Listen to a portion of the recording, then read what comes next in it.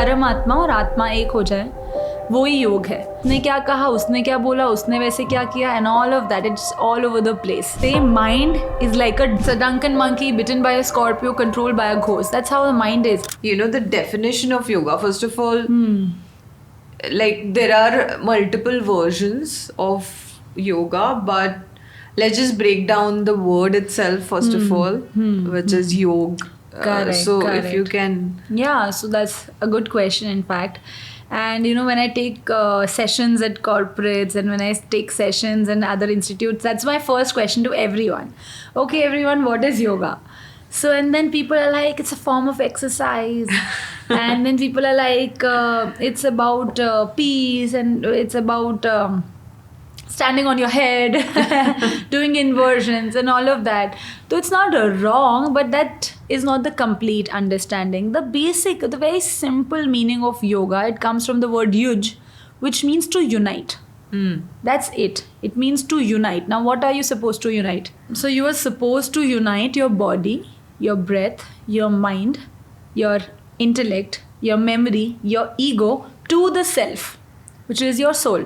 And if I make it Wow. easy, it is I like... love that. I don't think Yeah. I've heard that kind of Yeah, definition. I'll repeat it. Yeah, please do. So it is about connecting, you know, basically finding union between the body, breath, mind, intellect, memory, ego and self. And if I simply say it in one line, to just have a union between body, mind and soul. Beautiful. Some people also say that, you know, yoga is just a simple science of connecting your soul with the universal soul. Simple. परमात्मा और आत्मा एक हो जाए, वो ही योग है. And you know, अब इसमें किधर आया आसन, अभी इसमें किधर आया वर्कआउट, और you know, it is a way you can achieve that. But yeah, the main understanding of yoga is to unite. And now what is the need of uniting? Body is here, breath is here, soul is also somewhere here. But the mind is very naughty. So the mind goes to the past, to the future. It goes past to the future. उसने क्या कहा, उसने क्या बोला, उसने वैसे क्या किया, and all of that. It's all over the place. So, you know, in our scriptures, they say mind is like a drunken monkey. पिया हुआ बंदर है. Mind is like a drunken monkey. After that, it's bitten by a Scorpio. Oh उसको my God. पहले तो वो पिया हुआ बंदर है माइंड, एंड देन उसको वृश्चिक ने और काट लिया है with the poison and all, and it's controlled by a ghost. So that's how the nature of the mind is. It's controlled. That's why we call it the monkey mind, because it's a drunken monkey bitten by a Scorpio, controlled by a ghost. That's how the mind is.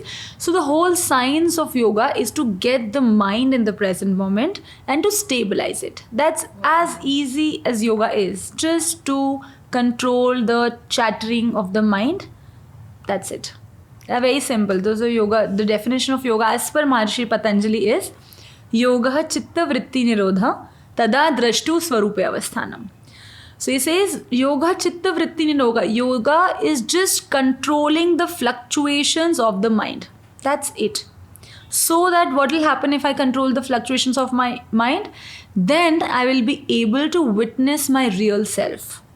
Then only I will be able to see the real self. If there are so many clouds in the sky, will I be able to see the stars?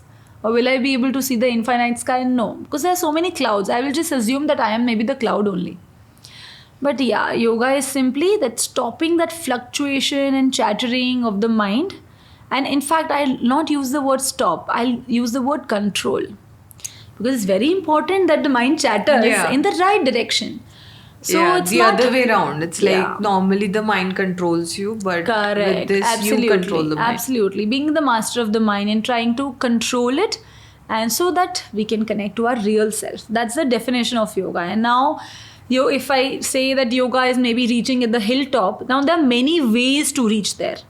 You know, there are 100 ways that you can maybe reach the top of the mountain. So that's how the philosophy of yoga comes in, that you can become a yogi by bhakti. What Mirabai did. She was not doing handstands and she was not doing Kapalabhati. She was just absolutely devoted to Lord Krishna. That is what she did. So that was That is Bhakti Yoga. And then you know what APJ Abdul Kalam ji did? He was not into Bhakti, or he was not doing pranayamas. He was just absolutely dedicated to his work. And he was a karma yogi. So you can reach and you can get moksha or enlightened, and that's the objective of yoga, to get self-realized.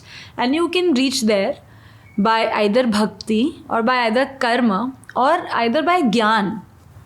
You know, Swami Vivekanand ji was a holistic yogi, but yes, he was an avid reader, and he was so curious, and he was so knowledgeable, and that is the path of Gyan Yoga, where you acquire knowledge and you finish that avidya which is there in us since the day we are born. We have ignorance in us, and then the path of Hatha Yoga. Hatha Yoga, again, people think of Hatha Yoga as, Hatha Yoga, and Hatha Yoga is like forceful, and tapasya. Some tapasya, I'll not stop. Whereas it simply is a combination of two words, Ha and Ta. Between Ha means the sun, and Ta means the moon. So there is a lunar energy and there is a solar energy. There is a Ida Nadi and there is a Pingala Nadi. So there is a left brain, there is a right brain. And so is there a left nostril and a right nostril. So just to achieve that balance in the sun and moon aspect of an individual, that is Hatha Yoga, which is done with the help of Shata Karmas or detoxification practices, asanas, pranayamas, some mudras, hasta or kaya mudras, bandhas, and also meditation techniques. So this is the science of Hatha Yoga. Wow. Yeah, I love the way you so simply explained it for the audience, I think. Yes, so... people complicate it. Yeah. But I love the way, because it's so relevant, for us in our practical life. But I also like the fact you said you make it fun. Yeah. And I'm now curious to know how do you, get that element into something which is perceived to be so serious. Yes. See, that is the work of the teacher, I feel, to make students get interested about this topic. If a student is more curious and he's more interested after your lecture, that means the teacher has done its job. So I feel whenever I teach, maybe if it's the asana part or if it's the theory part, for example, in asana part, today only we started the class with some laughter yoga. Oh, yeah. In the morning. So there are some music and some musical warm-ups that I add in my class, and it's very important, just to shake off the body before we start, and we sit and we do all things. The class has to have a dynamic vibe as well as a vibe of peace and equilibrium. So I just make sure that both the vibes are there.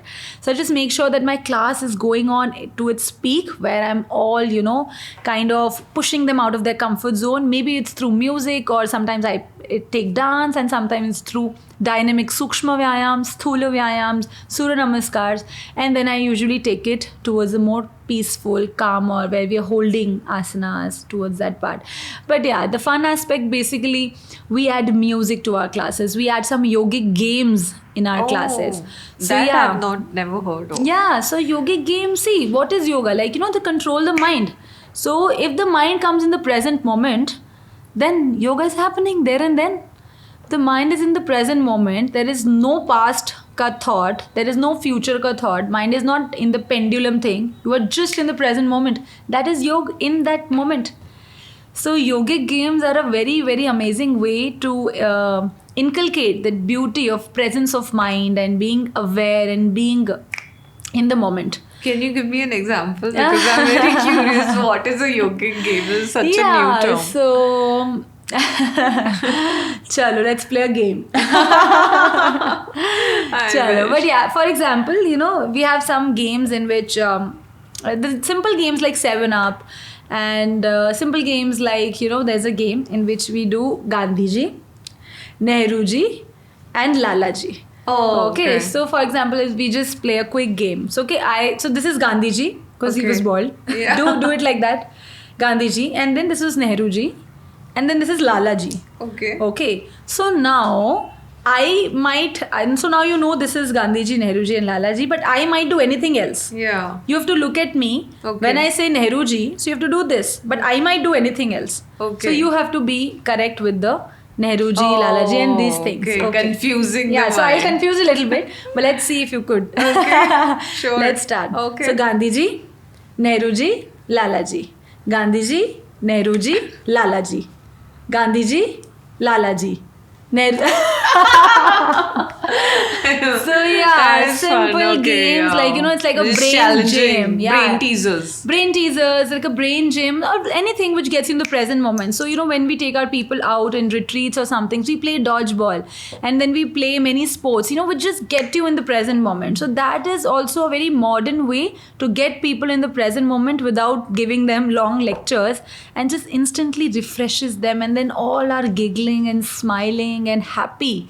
And what else do we need? I know, right? Just happiness. That's what what we are everyone needs from within. Just happiness, pure sheer bliss. That's what everyone wants.